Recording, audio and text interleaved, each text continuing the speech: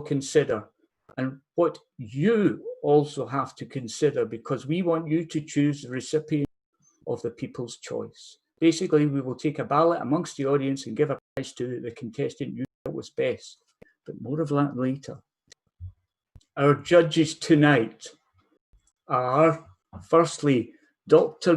Poulter. Good evening, everybody. Thank you very much for joining us. It's a pleasure to be here again, and look forward to everybody's presentations. Thank you, Eddie. Excellent. Nice bookcase, Grace. I just want to say that. Our next judge is Stephen Vass, editor of The Conversation. Hi, everybody. Great to be here tonight. I'm looking forward to hearing some really good presentations. Excellent. Thanks, Stephen. Very quaint looking habitat you have too. And finally, we have Dr. Harry Ritchie. How are you? I'm very well. Hello, everybody, and good luck to everyone. That's brilliant, Harry. Thanks very much. Now, I believe Dr. Harry Ritchie is Scotland's answer. The thing is, I haven't quite worked out the question. He's the answer to it. Okay, I have a high-tech mic and I have a new battery in my hearing aid, so let's rock. Our first contestant is Katie Mieri. Now, Katie has been playing guitar since she was 7. Katie, you must be very tired. She also has a degree in music composting. Oh no, sorry, actually, I think that might be music composition. Sorry. Anyway, over to Katie, off you go. Hello, everyone.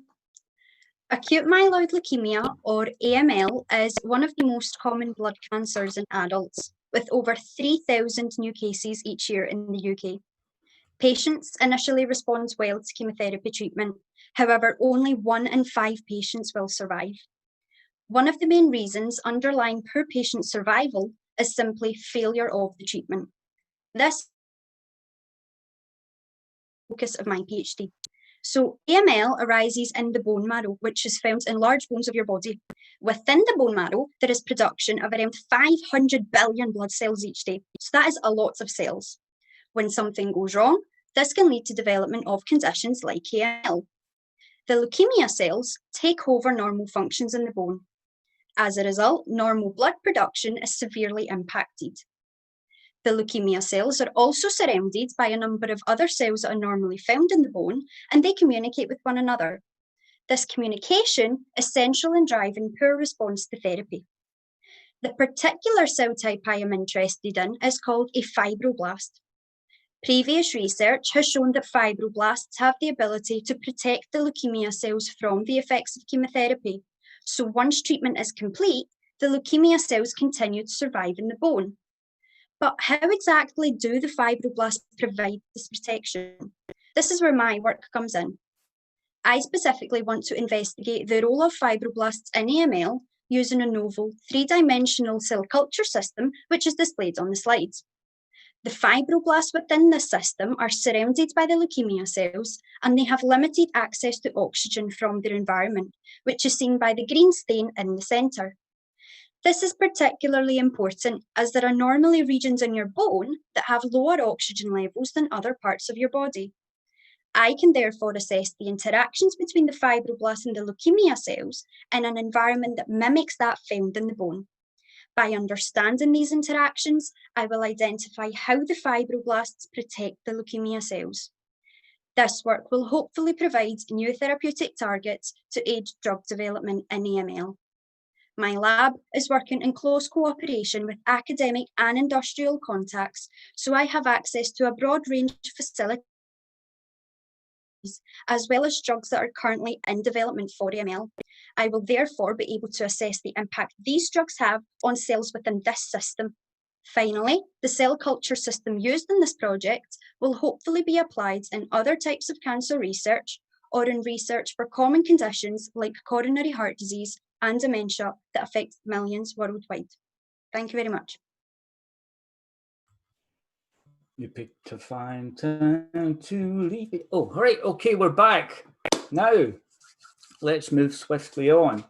Our next person is Catherine Malin, and she said she's from Nottinghamshire. Now, she wasn't too specific, but I have got this mental image that she lived in Sherwood Forest and she robbed the 1% to give it to the social disadvantaged. That's the thing I have. Now, over to you, Catherine. Off you go.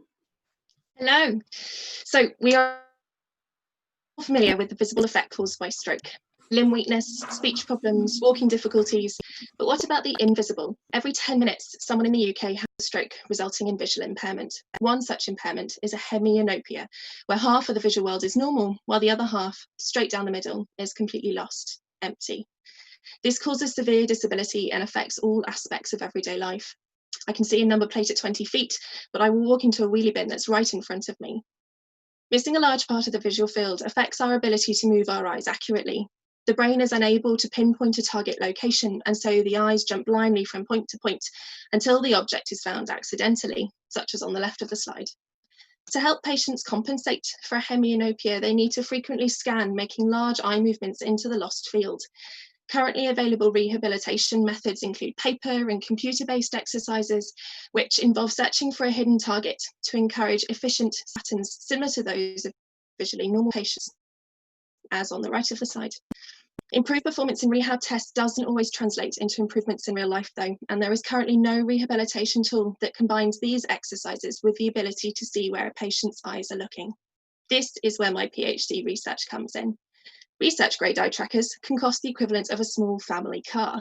So I plan to turn a cheap, portable, remote eye tracker, costing about £100 and clipped to the screen of a PC or laptop, normally used for gaming, into a rehabilitation tool that will allow the monitoring and assessment of eye movements as the patient carries out the training. A series of experiments have already confirmed that the eye tracker will work in patients with a variety of eye conditions. So the next step is to incorporate eye tracking into the rehab programme. This will be a game changer because it will allow live feedback during the rehabilitation process and help individuals develop the most effective eye movement strategy for their specific situation. By using a remote eye tracker, training can be made accessible to those with upper limb impairments who are unable to use a pen or a mouse, and its portability makes it perfect for use as an at-home training tool. Training can be set up remotely and carried out independently, freeing up healthcare workers and, more important now than ever, for infection control.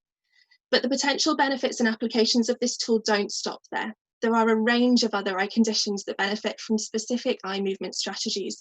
The use of an eye tracker in a clinical setting, an eye care practice or rehabilitation unit would provide immediate assessment and analysis of a patient's eye movements. This would allow the training to target the patient's specific problem rather than using a blanket set of standard training, which is not necessarily suitable for all.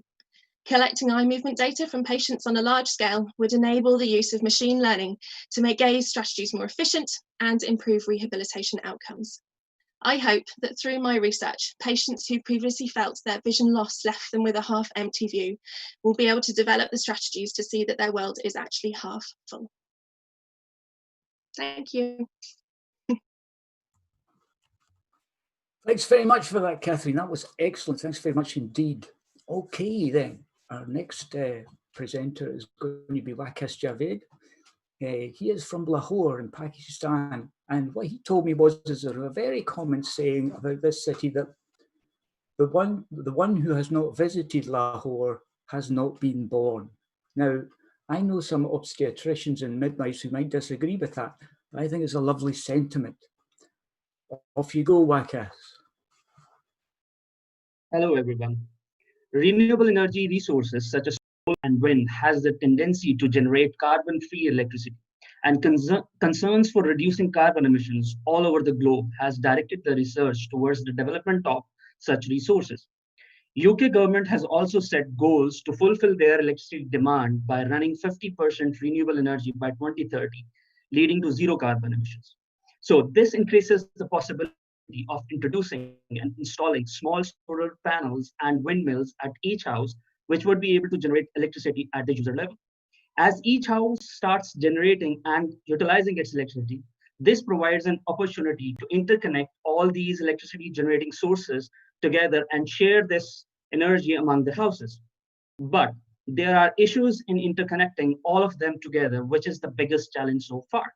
If somehow there are some bare or damaged wires accidentally join, or if some personnel touches bare conductors by any chance, this creates a threat to life and can impair the costly equipment. Therefore, we need to develop some protection mechanism to make these interconnections safer for human and for costly equipment. Developing a protection scheme is challenging because of the distance between the houses is so small and the devices available in the market are not capable of detecting any hazard at such a small distance and in a very short interval of time.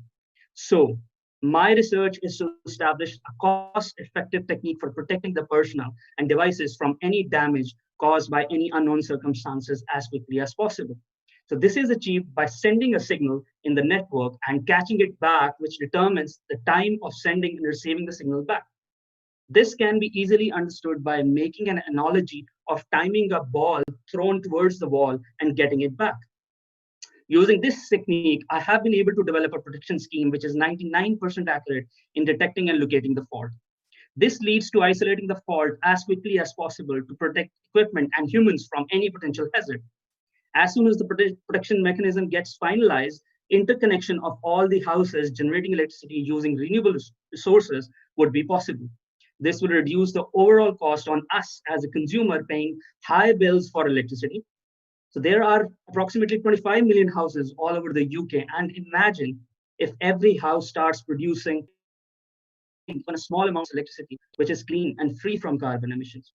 So my research is not only about providing safety, but also providing cheap energy solutions without any extra cost and offer carbon-free air to breathe in. Thank you.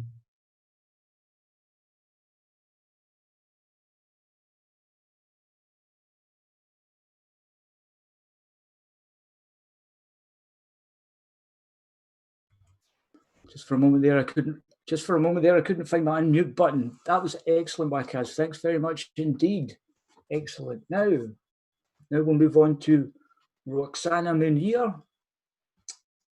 Now she says she's from Edinburgh, but she says her heart's in Glasgow now. And apparently one of her kidneys is also up for grabs if you can get a match with it. Excellent. She loves cats and she loves rap, but most of all, she loves cats and rap. But I think that's a really niche thing. Good luck with finding anything like that. Okay, Roxana, over to you. Hello. There are some things we might take for granted, which might be hard to appreciate just now, but we can still go on our government-approved walks, or we can sit down and eat a nice dinner. These little things, walking, eating, and even breathing, are really difficult for a child with spinal muscular atrophy. Our motor neurons, which control our muscles, are responsible for these day-to-day movements. And these motor neurons are able to survive because they have the right amount of a specific protein, creatively called the survival motor neuron, or SMN protein. In children with spinal muscular atrophy, the SMN protein is very low, and so they lose a lot of motor neurons and their muscles become very weak. They can't breathe unassisted, and they don't reach common milestones like being able to sit up on their own. It is often fatal. In fact, spinal muscular atrophy is the biggest genetic cause of infant death worldwide. Current therapies for spinal muscular atrophy have successfully managed to recover this loss of SMN in motor neurons. But the issue is the SMN protein is actually found all over the body. So what we actually have is a disease where vital organs such as the heart and liver are also affected, but not necessarily treated. Another key issue is that not all of these children respond to SMN-based therapy, which could mean there are other genes or proteins that are key to the disease developing. And this is where my research comes in. Genes have certain on-off switches which can control their actions. The gene which I'm interested in, cytospin B, or CYTSB, is switched on more often in children with spinal muscular atrophy. But there's not a lot known about CYTSB and how it works. So I'm looking at what kinds of roles it might be involved in the body and how these could relate to the disease process.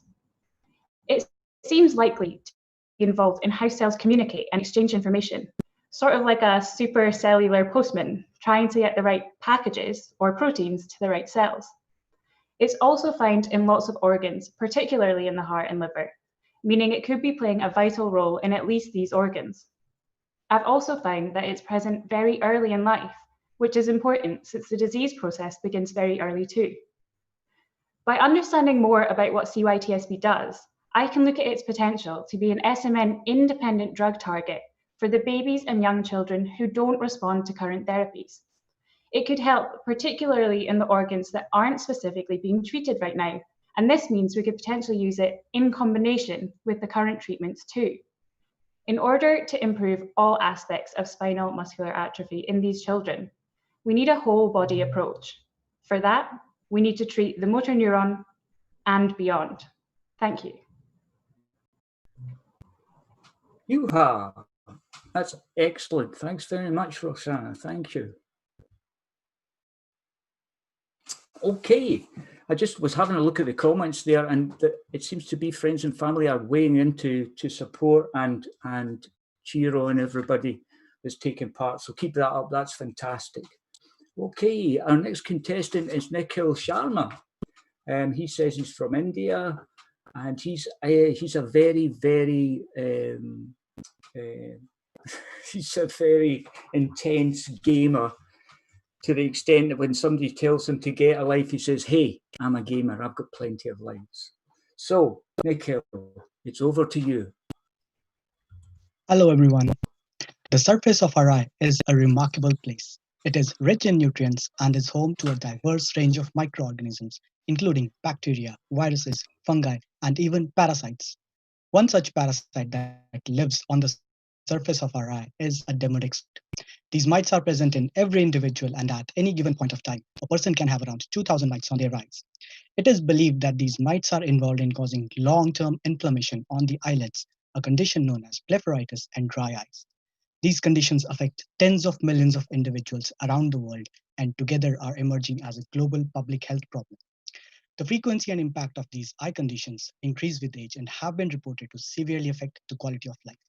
Studies have reported a higher risk of anxiety and depression among patients suffering from these eye conditions. The role of demodex mites in causing these eye conditions remains controversial because some people develop symptoms while others do not. Studies investigating demodex mites started more than a century ago, and till date, the exact disease-causing mechanism is poorly understood and poses a significant challenge to eye care practitioners. This is where my research comes in. Firstly, using a survey-based approach, my project will gather information from eye care practitioners regarding their awareness about demodex mites. Such an approach has never been used before, and by filling up this gap in knowledge, my project intends to re-educate eye care practitioners about their diagnostic and treatment techniques to achieve better clinical outcomes. Secondly, using inflammatory biomarkers, we can predict the occurrence of a disease well before it occurs. These biomarkers are essentially a class of protein molecules which vary in concentration in the presence of mites. Despite the presence of a wide variety of disease-causing microorganisms, our eyes rarely get infected. This is because our eyes have their own defense mechanism in form of tears. Demodex mites suppresses our eyes' defense mechanism and induce changes in a specific class of proteins found in tears. These mites trick our immune cells to undergo programmed cell death and create an environment friendly for their own survival. By analyzing fluctuation in these proteins, we can start interventions and prevent these diseases from happening. My project addresses a set of societal challenge of healthy lifestyle and in particular long-term conditions due to long-lasting nature of these eye conditions. It also addresses a global challenge of providing high-quality eye care to everyone because conditions like blepharitis and dry eyes are easily overlooked in routine clinics. This in turn will have a significant positive impact in daily activity of people and will significantly improve their overall quality of life. Thank you.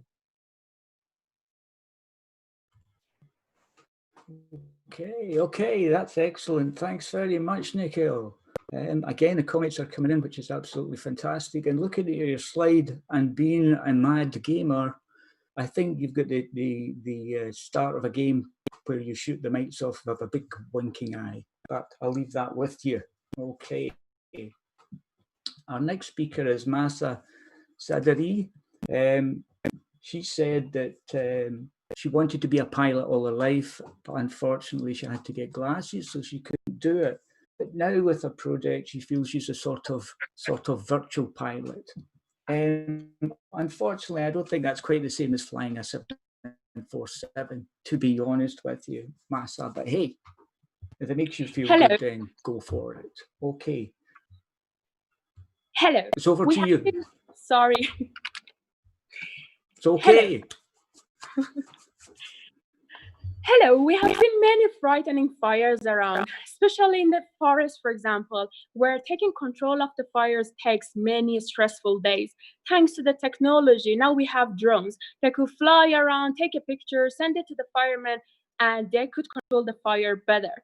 But still, it's not a practical solution in many large areas like forests, because taking and scanning the whole area would take longer time, and human presence is also limited. I am going to address this question and find a solution with it, with a network of drones that could maneuver around the area and control the fire themselves without any human interference.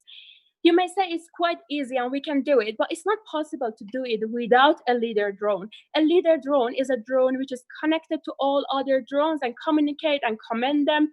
But we cannot have a leader drone in a large area, because in a large area, drones could fly over far away and they will lose their connection to the leader drone. Also, a leader drone has a complex computational, which is going to cost us a huge and use a lots of energy. So therefore, the whole solution is a quite expensive solution. I am going to address this problem in my research, but let's see how nature could help us. Have you ever seen the flock of birds? They maneuver and fly all together without loss of one? Did you know that those birds doesn't have any leader and they only fly based on looking through their neighbors and follow their path? I have recently had a look through the algorithm that scientists has developed based on the birds' action. And then I have found out that if the drones could adopt the birds' behavior, they could also go through and cover the fire without any interference. Amazingly, adopted behavior of flock of birds reduced the need of movement of drones, which could save a lots of energy. In addition, I have improved this mathematical model and modified it to reduce the energy consumption more, provide better communication and more accurate communication between the drones, to even set the fire sooner, earlier, and with less use of energy, and not even missing a bit of fire in the jungle, which is a quite common problem in fire in jungles. My improvement, alongside the inspiration from the birds, made it possible for the drones to control the fire without human need, with small energy and cost. Look how nature could help to overcome a problem of its own and imagine a life without a fire. Thank you all. Okay, Master, thanks very much for that. That was another excellent talk. And as I was looking at the comments, apparently you're getting veiled job offers through the comments. So well done there, Master. Okay. And just by the way, occasionally I believe my picture is coming through when the people are talking. I apologize for that. And I just want to say I hope I'm not doing anything that's embarrassing. Also, there was a slight mix-up at the start of that one, but that's all completely my fault, not the fault of Masa. But I'm just doing these are all deliberate mistakes to make these speakers all look extra better than me, extra special. So don't worry about it. It's to put the focus on them and take it for myself. Okay, our next talker is Mohammed El Shakazi. He's been in Glasgow for 3 years. But he says it feels like 10. Now, it's supposed to be a compliment, but I'm not quite feeling it when you're saying, I've been here 3 years and geez, it feels like 10 years, do you know? However, that's not the point. I love the sentiment. Thanks very much that you're very happy here. Excellent. So, Mohammed, off you go. Hello, everyone. Can you imagine your mom or your dad forgets your name or even you ever existed? Unfortunately, 1 of 6 people will get Alzheimer's later on when they age.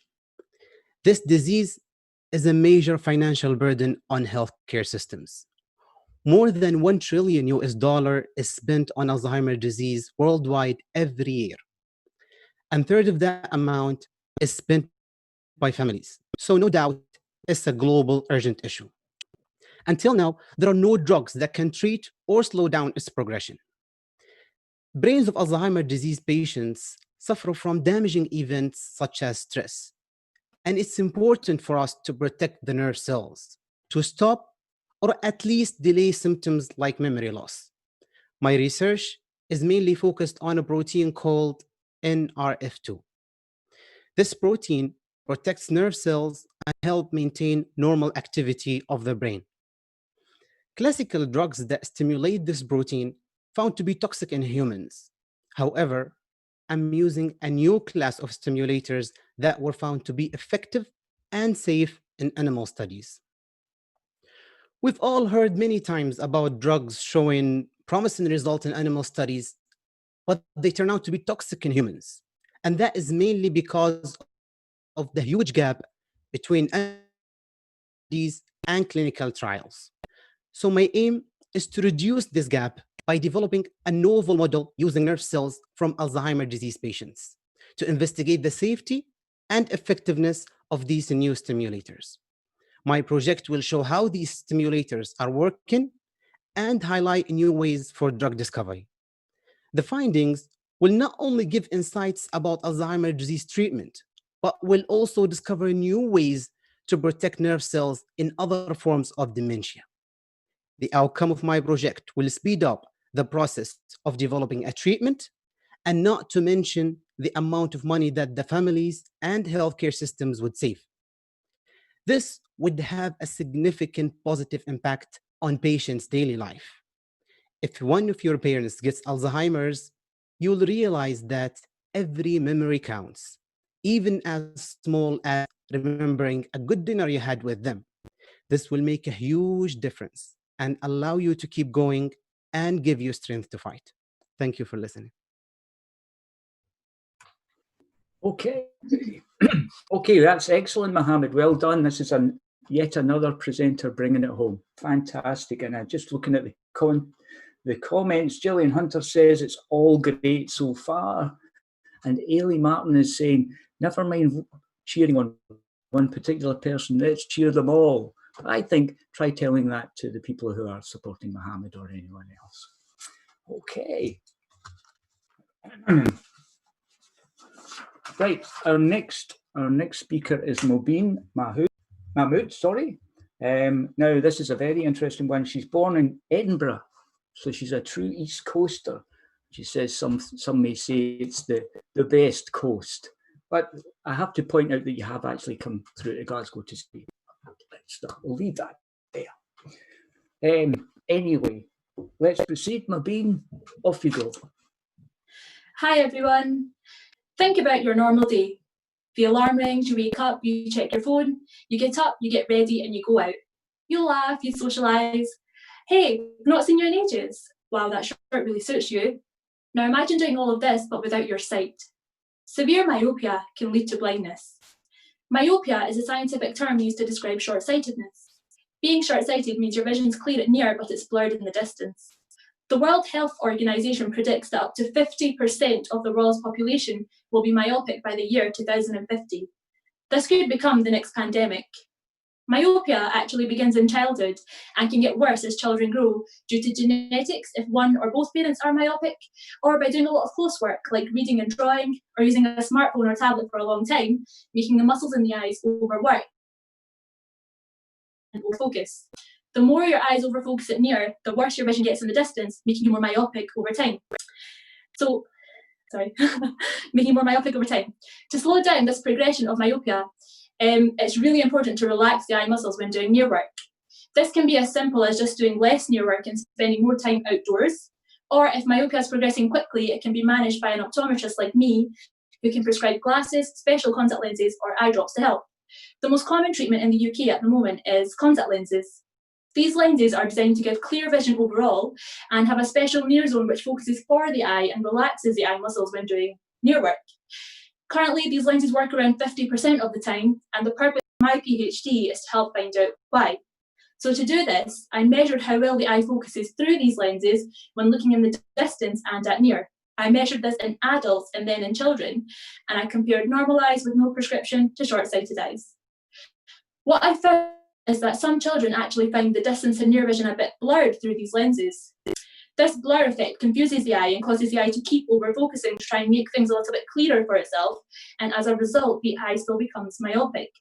So even though the children are wearing these lenses really well, up to half of them are not getting the protection effect that they should be, and the eye muscles are still overworking, defeating the purpose of the lenses.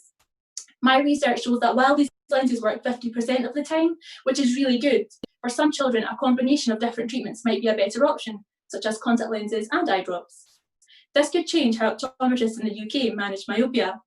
Going forward, more research needs to be done to continue understanding myopia in the eye muscles to help stop these numbers rising in the coming years. Our children are our future, and there's something we can all do to help them in theirs. Keep myopia at bay and take your kids outdoors more regularly to play. Thank you. Okay, excellent, excellent, Modine. So that's it. The interesting thing is, as she said, there is a myopia pandemic on the horizon, but the thing is, they're not going to see it coming anyway, and I think that's a shame. I'm here all week. Thank you. Okay, now we move on to our final speaker. And when I heard that she was a biomechanical engineer, I immediately thought Terminator. Do you know? Now, I know she's doing the research she's doing at the minute, but I'm sure she's secretly working on stuff in her garage or in her house, which is to do with I'll be back. Okay, so Nicola Rennick, off you go. Hi there. Imagine this. One day you wake up and you see that your foot is red, swollen and hot to the touch, only you can't feel any pain. Over time, you start to notice a change in the shape of your foot, and one day you notice an open wound. This is an ulcer, and the clinician tells you that in order to stop the infection, you will need to have your leg amputated. This is a familiar experience for those individuals with diabetes who go on to develop a Charcot foot.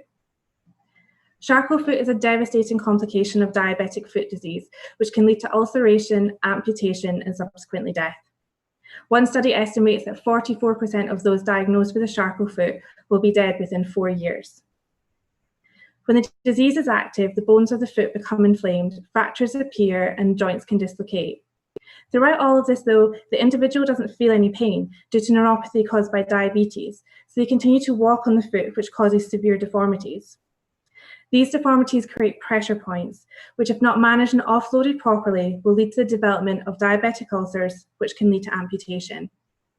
The current standard treatment is to place the foot in a plaster cast for up to 2 years. Clinicians then face the dilemma. How do we get our patients out of the cast and back to normal life? There's very little understanding of how the mechanics of the foot have changed as a result of the disease, and as such, long-term treatments like corrective footwear and surgery are often a guessing game. For my research, I looked at how the mechanics of the Charcot foot are different to that of healthy feet. By using motion capture and pressure analysis, I was able to look at how the bones of the foot are moving underneath the skin and how much pressure is passing through the sole of the foot. Combining this with medical imaging, I was able to create a detailed picture of the changing Charcot foot. So just how different is the Charcot foot to a normal foot?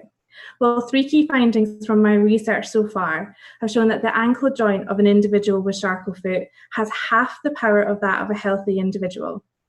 When looking at how the bones have moved position, each participant within the study had their own individual pattern of changes that was linked to their own underlying deformity. However, all of them had reduced movement and stiffness between the front and middle portions of their foot. They also had large spikes of pressure under this deformity, and on average, these were 80% higher than those of a normal individual. All this information can be used to test and develop new treatments, such as custom insoles and corrective footwear. It can also be used by orthopedic surgeons to help plan how best to surgically correct the deformity in the hopes of preventing ulceration. Through my research, understanding how the Charcot foot is changing mechanically can help clinicians to treat the disease more effectively, saving limbs and saving lives. Thank you.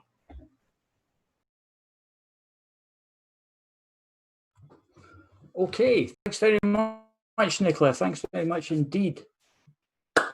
So, that was our final speaker for tonight. Now, just a couple of things I want to say before anybody does anything. So stay tuned just now. Big thanks thanks to all the speakers who have been awesome, stroke, awful, delete as applicable. So, well, we didn't know how it was going to go. I'm definitely going to say they were absolutely awesome. Karen is now going to take away the judges to another room to deliberate and pick a winner. That won't be easy, I think, because of the standard of speaker we've had tonight. It's been absolutely fantastic. A couple of things I want to say. The winner of tonight's final will receive £100 sterling from GCU Graduate School. They will have their name added to the glittering GCU 3-minute thesis trophy. You know, that's there forever. Anyway, and also they will be entered into the UK national semi-final of the 3-minute thesis as well. So it's all to play for even after this.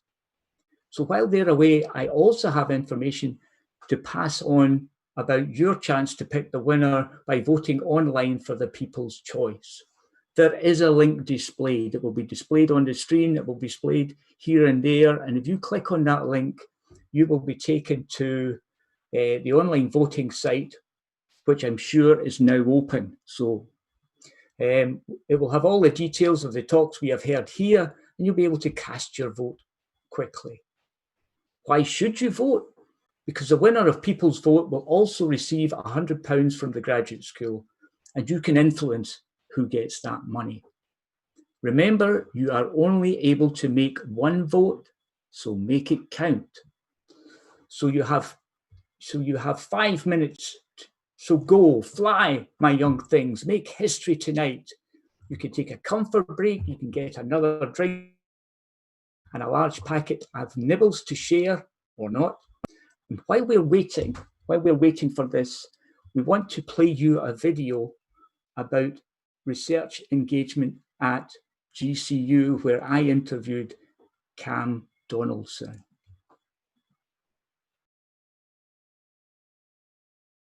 As 3-minute thesis is all about engaging with the public about research, I was keen to talk to Cam Donaldson, Pro Vice Chancellor of Research at GCU, to ask him about his thoughts on this. You know, I've never been let down by 3MT as an event, and I've never been let down by any single presentation. So they are all so impressive in terms of the quality of the presentation, the range and the depth of the work that people do, as far as you can get that depth across in 3 minutes. It's just so symbolic of the talent that we've got. And then more broadly, it's one of the most important groups in universities as regards the future of universities themselves. So it's always reassuring to see that kind of talent is going to be coming through, and hopefully we're able to retain some or most of them for the university sector. It's grown to 9 people this year, which again just reflects the gathering strength that it's had over time. Cam was keen to talk about Research Day and its contribution to GCU. Yeah, I mean, it's really important. It's one of the highlights of the year for me, and it's for 2 reasons. I mean, it's obviously about, in some senses, advertising ourselves as a research-based university to the outside world. But the second reason is that we're advertising that to ourselves as well. You know, I think it's about continuing the trajectory towards being more and more of a research-based institution. It's just part of our growth as a university. So we have to work on the internal as well as the internal culture as well as the external messages, I think, groups in public.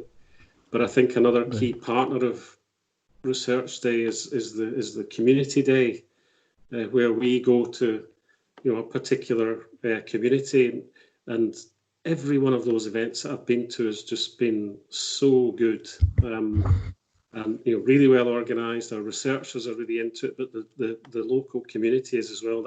That's what I wish we could just do more and more of. You know, this idea of turning. Cam was keen to speak about one of his highlights of the community days. Yeah, so a highlight for me was one at the barn in Gorbals that Nicola Sturgeon came to. It's not just her presence, but it was just the reaction of the children that were there to her, but also then that really enthused them for getting stuck into the different exhibits and talking to all the researchers and other staff that were there. So that I really enjoyed that one. Finally, I asked Cam, what else does GCU tend to do to engage with the community? Well, I do think there are particular efforts of groups of our researchers just all over the campus, really, that contribute to this as well. So some of our research groups are particularly well networked, say it could be with Poverty Alliance, it could be with sort of health groups, particularly patient groups that are suffering from chronic diseases. We had a really good event a couple of years ago that was about an aging society, and I think that was really well received and attended by the public. So it's all of those events, but a lot of them are about the hard work of our researchers on the ground, maintaining those networks.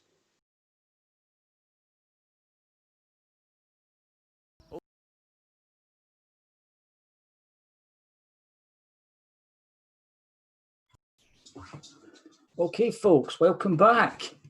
At this point in time, again, you can still probably sneak out to the toilet or get another drink, do whatever you want to do in the time. At this moment in time, we're just waiting for Karen with the final result. And I can see all the speakers just now, and they are all looking much more relaxed than they did when the whole thing started. It was a very you're all smiling now, I can see them, but it was a very pensive group of people at the start of it. And as I said before, any mistakes I'm making are professionally planned, again, to make the speakers look even better than they are, and they are all excellent. I've got a little bit of research news while I'm waiting. I'm sure I can find it. Yes, hold on. It's just come in just now, and this is it. Now, this is a true piece of research. I'm not making this up. That the use of Botox, the muscle relaxant, has been a godsend for people who suffer from sphincter spasms. And the sufferers real relief, and the thing is, their bottoms look 10 years younger as well. So I think that's a fantastic, it's a bonus. It's always a bonus when research gives more than that. And also, briefly, I want to mention another very strange piece of research. I may not get this story finished, but let's go. Where there's a kind of research because it's not ethical, but sometimes you'll hear stories from hospitals and they'll go and investigate.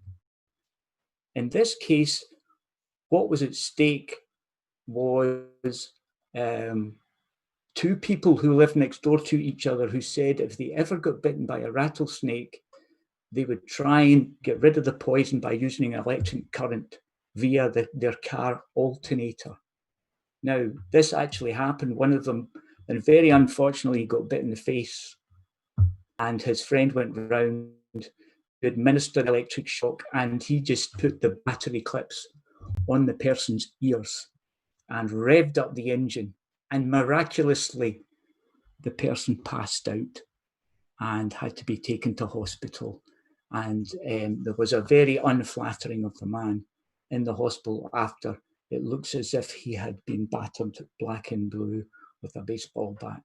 So that research couldn't be done ethically, but if you hang around in certain parts of America, that thing will happen with people in the street just seeing what will happen.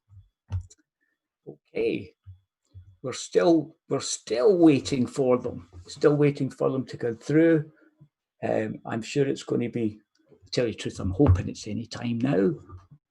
But let's keep going. Thanks. Let's keep going anyway. It's lovely here in the Seychelles, as I said before. It's absolutely fantastic. I'm down here on the beach.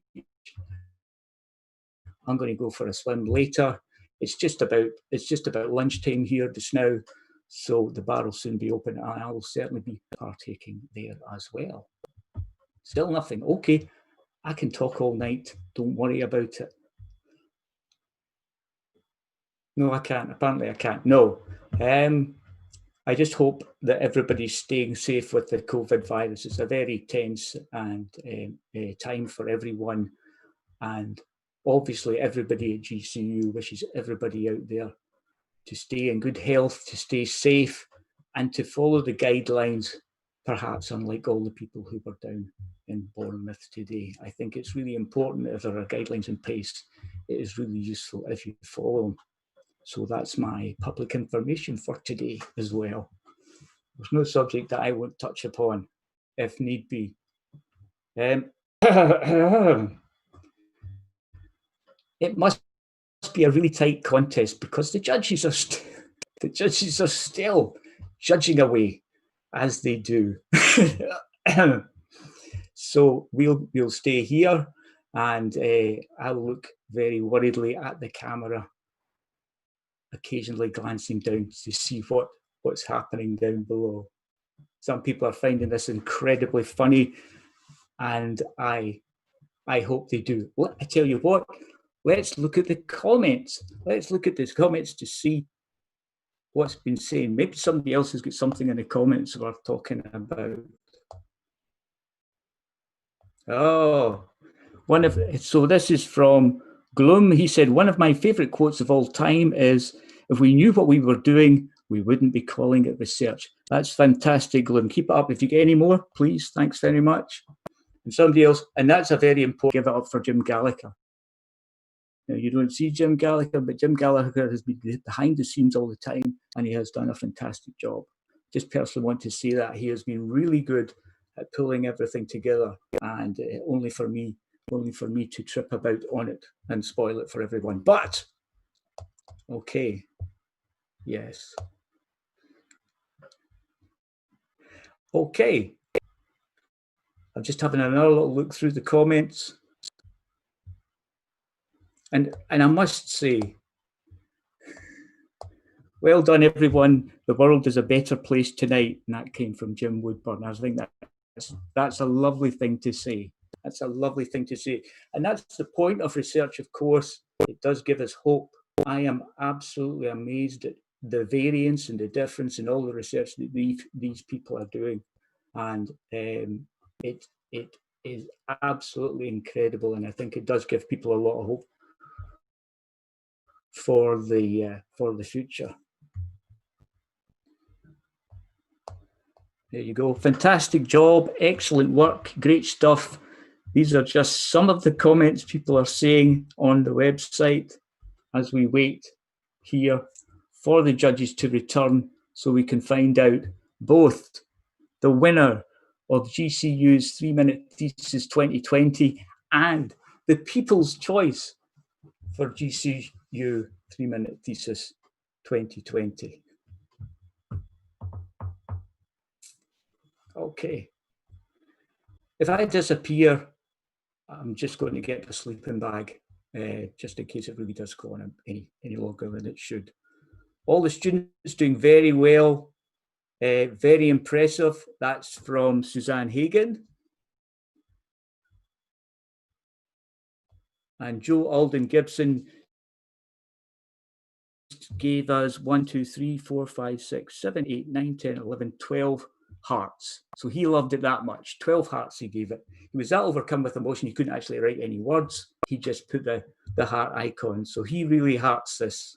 That's fantastic. Yes. Maybe some people have been adding to the bottom now. They know that they're getting read out. Alim Tariq says, thanks for being a smashing host. Eddie, lad, you're a beautiful specimen. I'll get that put on my CV right away. Thank you. Alam, would you be a reference for me in the future? That would be fantastic. Akaram says, Eddie, wish you were my dad.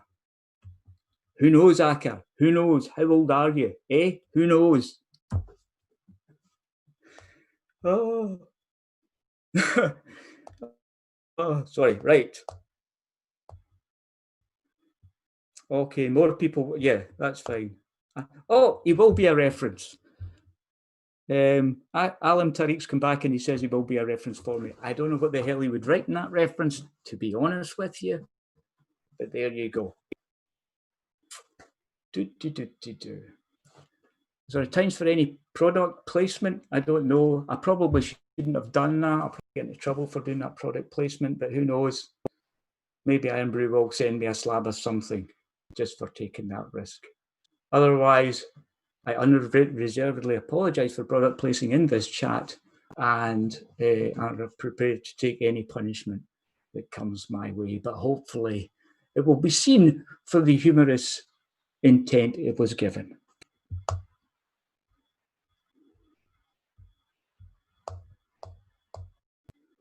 I'm stay. There you go. I don't know what I just. Do you want to come back and see what you mean, Rona? Please come back. Tell us what you mean. You're the CIA. Ah, I see some judges. Hello, hello. Back from the judging. Thanks very much. What a very impressive series of presentations that they were. That was great. Really good. Thanks very much. Yes, thanks very much for that, Harry. Now, I'm going to pass on to Karen. Is that right, Karen? Do you want to step in at this point? Are you ready? I could keep talking for ages. Yes, I'm ready. Am I muted? No, I'm unmuted. No, you're fine. Great. Yeah, I just wanted, I'm going to announce the People's Choice vote, but before I do, I just want to say on behalf of myself and the rest of the GCU 3-Minute Thesis team, Susan Grant, our GCU Community and Public Engagement Officer, our wonderful host, Eddie, Dr. George Lumakis, who is an engineer and a lecturer in energy at GCU and was our very first ever winner, that we just want to say well done. We're so proud of all of the finalists, and thank you to all of the finalists. You did absolutely amazingly. We couldn't have done it without you. When Susan and I first decided that we would run the competition online this year, we knew it was going to be a big risk. We didn't know what the interest would be, but the enthusiasm that we have experienced from all of the students and the staff who've been involved has just been amazing, and it's really allowed us all to connect with each other over the last 2 months and really celebrate research in a positive way, and it's just been lovely, and I speak for us all when I say we're actually going to really miss it. Taking part in 3-Minute Thesis is very daunting, but especially when you don't have an audience to present to. So before I announce People's Choice winner, I would just like if everybody watching could just join me quickly in giving a round of applause to all of our finalists, just so that they know that there's 100 people out there clapping them on. So well done to all of you. Okay, so the moment of truth. Our People's Choice winner and the person who will receive £100 courtesy of the graduate school this year is Mubin.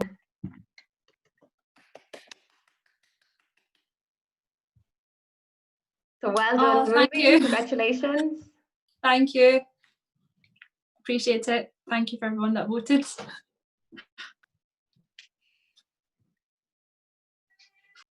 Right, I'll go back to you now, Eddie. Okay, yes, thanks. And without further ado, if Grace is ready, I'm going to pass to Grace. Are you there, Grace? I am here and I am ready, Eddie. So I would, on behalf of the other judges, whom we would love to thank for coming this evening and taking part in this first line online final for us. So thank you, Harry, and thank you, Steve. We would like to announce the judges winner, and that is Nicola Rennick. So thank you very much, Nicola. Well done. Wow, thank you. Wow, that's unexpected. Thank you very much. Thank you to the judges. And I also want to say like a big thank you to especially Karen and Susan who've helped put this all together and organise it. I mean, it's definitely been I can imagine it's been a big challenge moving it all online. So thank you to them for doing such a great job and for it all coming together so great. Thank you.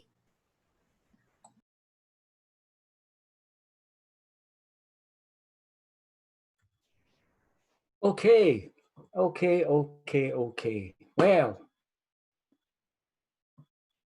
what more is there? What more is there? I just want to swipe up my script so I know what I'm actually supposed to say there. Yes, I just want to thank the speakers who were absolutely fantastic. The judges who done a brilliant job to come back with that. To the winner, to the People's Choice winner, to you at home, and everybody behind the scenes who made that happen. I want to thank everybody. Thank you so much. Thank you for all your comments online. I thought that was excellent. So I believe if the schedule is as it should be, we are now finished. And thank you very much indeed for taking the time to come along tonight. Thanks very much indeed. Thank you. Okay, can we just thank Eddie as well, actually, by giving him a round of applause too. So thank you, Eddie. Thank you. Okay, that's fair. I think that's overly kind of you, but thanks anyway. Thanks very much. I do appreciate it. Thank you. You did amazing.